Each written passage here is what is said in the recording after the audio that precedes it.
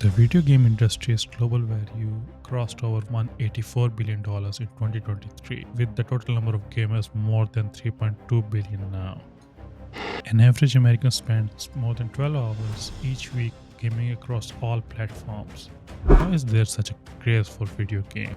Why are the video games so fun and addicting? And are you also addicted to them? Let's find out the answer to all of these questions together.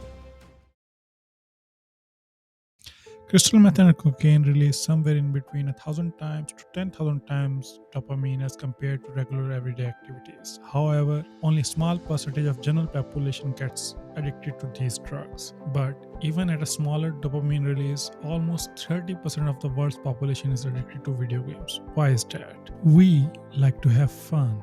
The evolutionary reason for having fun is to prepare us for life. Video games are fun and addictive because they are really good at satisfying some of the basic human needs. And they do it in a much easier way than we can do it in real life.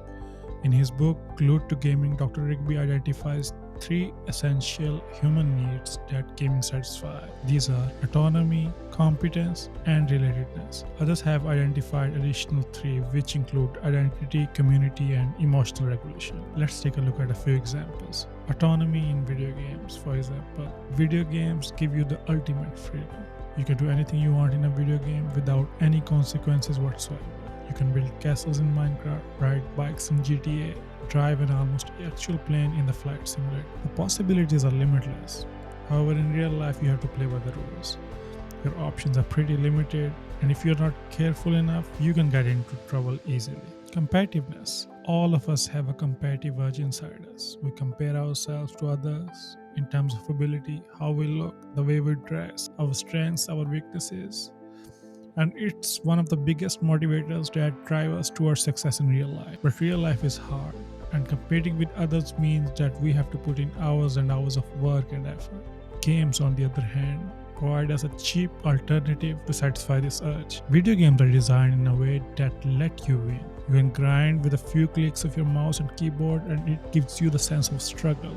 And then at the end, it rewards you to satisfy your competitive urge. It's in fact tricking our brain that we have won, but in fact, we have won a whole lot of nothing. Video games also give us a sense of triumph, a sense of accomplishment, and they do it in different ways. Let's say you have been grinding for hours and hours in a video game, maybe to complete a quest, which will give you a trophy, or you're trying to climb a ladder, or you're trying to climb one of those online leaderboards, trying to be the best player of, let's say, StarCraft in North America. Games give you trophies, they show you progress bars, leaderboards, all of this to give you a sense that you have achieved something. But in the real sense, you have achieved a whole lot of nothing, and you have spent a lot of time on it. Finally, we have relatedness. We all want a sense of belonging. We all want a place to belong to in this world. We want to have amazing experiences with our friends and family and share these experiences. Imagine going to a different world and doing all sorts of stuff together. This can be accomplished in video game easily,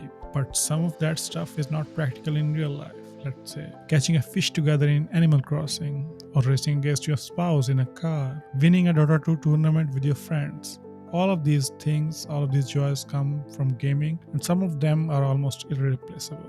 So now we know the three main reasons why we are attracted to gaming, or even worse, might be addicted to it. How do we get rid of these addictions? The goal here is not to completely eliminate video games from our lives, but to have a healthy relationship with video games. We want the video games not to hijack our lives. To have a practical application, let's look at two important chemicals in our brain: dopamine and serotonin. Dopamine is associated with pleasure, craving, and behavioral reinforcement, while serotonin depends on our quality of life. How well we perceive ourselves affects the overall amount of serotonin in our brain, and it also affects our levels of contentment. When you play video games for elongated periods of time, your dopamine levels are very high, but the serotonin levels tend to drop. Let's say you have been playing all day. It felt really great, it felt awesome, but it's not something you would be proud of at the end of the day. You will feel some guilty. Maybe there will be some negative feelings in your mind. You're high on dopamine in this case and low on serotonin. On the other hand, let's say you have studied for 10 hours a day. You're probably bored out of your mind, but you do feel pretty good about yourself. You're proud of yourself.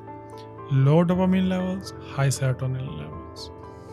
That's why when your overall life quality is not good, the video games are dangerously addictive. You just don't feel good about yourself. Your head is filled with all sorts of negative emotions and you are low on serotonin. So to keep all those bad thoughts away, you play video games and you get that dopamine rush and you get that intermittent good feeling, which only lasts as long as you keep playing. As soon as you stop, the real life kicks in and you're back to feeling bad about yourself. So to keep feeling good again, keep that feeling away, you have to play again.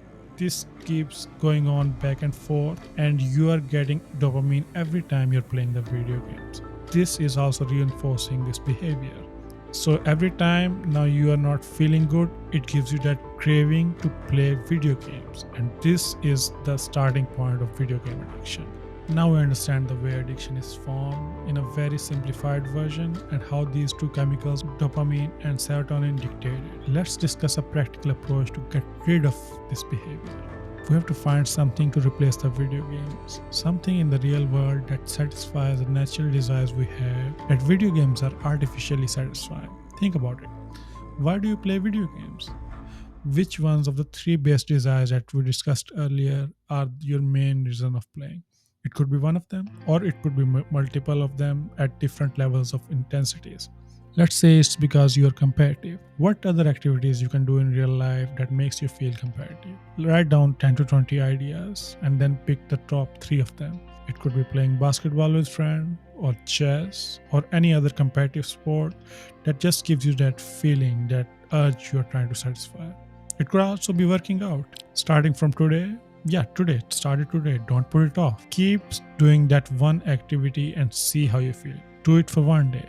We picked 3 in the start in case you don't like the first one. You have other options instead of going back to video gaming. Now, this part is very important.